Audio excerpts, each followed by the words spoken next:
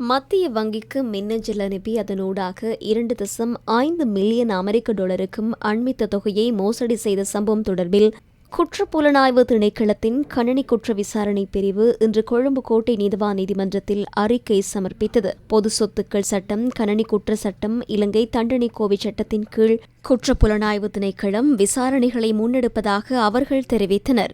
சம்பவம் தொடர்பில் விசாரணை செய்ய குழு ஒன்று நியமிப்பதற்கு அதிகாரிகளை நியமனம் செய்யுமாறு அரசு ரசாயன பகுப்பாய்வாளர், கணனி அவசர பதிலளிப்பு பிரிவின் பிரதானி மற்றும் கொழும்பு பல்கலைக்கழகத்தின் கணனி பிரிவின் பீடாதிபதிக்கு உத்தரவிடுமாறும் குற்றப்புலனாய்வு திணைக்களம் முன்வைத்த கோரிக்கைக்கு நீதவான் அனுமதி வழங்கினார். இது மிகவும் உணர்வுபூர்வமான மற்றும் சூட்சுமமான விசாரணை என்பதால் வழக்கு கோப்புகளை பாதுகாப்பாக வைக்குமாறும் நீதிபதி உத்தரவிட்டார். இந்த குற்றச்செயல் தொடர்பில் விசாரணை செய்து அதனை செய்தவர்கள் யார் என்பதை நீதிமன்றத்திற்கு அறிக்கை சமர்ப்பித்து எதிர்காலத்தில் இவ்வாறான குற்றங்கள் இடம்பெறுவதை தடுப்பதற்கு உடனடியாக குறுகிய நடவடிக்கைகளை மேற்கொள்ளுமாறு மத்திய வங்கிக்கு உத்தரவிடப்பட்டது.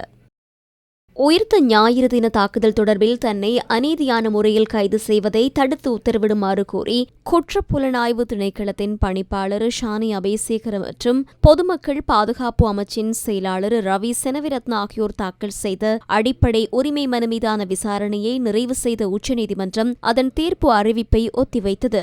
சட்டமா அதிபர் சார்பில் ஆஜரான மேலதிக சாலிசிட்டர் ஜெனரல் இச்சம்பவம் தொடர்பில் விசாரணைகள் நிறைவடைந்துள்ளதாக குறிப்பிட்டார். அதன்போது இதுவரை எந்தவொரு சந்தேக நபரும் அடையாளம் காணப்படவில்லை எனவும் அவர் குறிப்பிட்டார். இதுகுறித்து நீதவான் நீதிமன்றத்தில் அறிக்கை சமர்ப்பித்துள்ளதாகவும் அவர் சுட்டிக்காட்டினார்.